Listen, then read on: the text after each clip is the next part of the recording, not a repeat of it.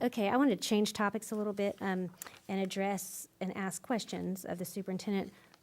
We had another public speaker this evening prior to our board meeting that wasn't talking about the same topic that we just discussed, but they were asking about, for FSA testing purposes, for parents that want to minimally participate in FSA, would the district do a directive on that, giving instructions to the schools on what the students could do at that time that do kind of minimally, it's hard to say, minimally participate. Can you answer what our current practice is and what will be happening? I've been talking with individual board members. We don't have a plan to change what is currently in place and what we had in place last year. As constitutional officers, students who are in attendance are supposed to take the test. And so we've not made a provision, nor do we have the staff for pulling students out and supervising them in a separate room or a separate building. If this board directs me to do otherwise, we'll certainly look at trying to get some additional staff on hand, but that is not our intention. In fact, we responded to her, Brandon McKelvey, Dr. McKelvey actually responded to her when she had the written request that at this point we have no plans to do anything differently than last year. He also included with her the link to the National PTA statement that said that they do not support the opt-out movement, that they encourage parents to have their children participate. And so as I've talked with individual board members, I've gotten no indication that we were going to change our procedures from last year. As a follow-up, can I ask, what happens if a student doesn't show up and take the FSA, any of the days during the FSA? They're coded as absent. If they come during the makeup period, then they're offered to take the test at that time. I seem to remember I had a constituent at one of my schools years ago that withheld their child through all of it and even through the makeup period.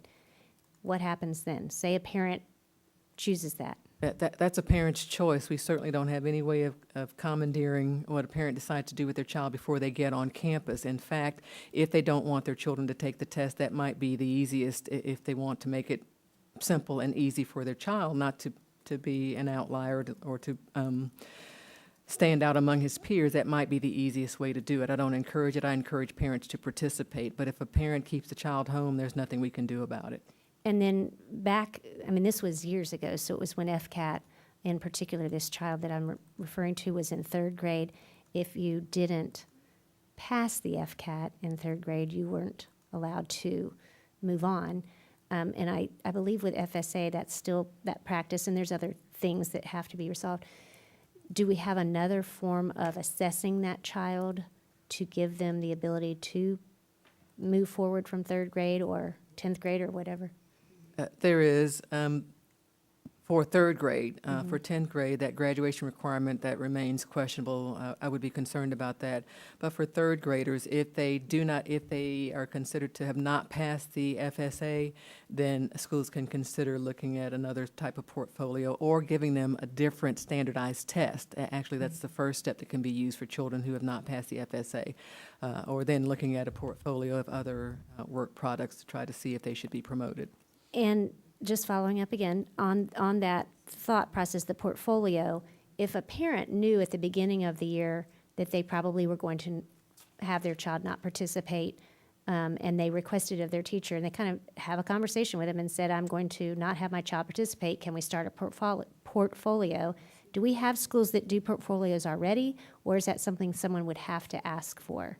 How does that work? Yeah, they don't do it. They don't do it already. If you recall, last year there was one school that was just going to do it for everyone. There was a big complaint about that as well. So they wouldn't normally just collect portfolios. But I want to be clear: the first step, I believe, according to DOE, is that you use another standardized assessment for those children.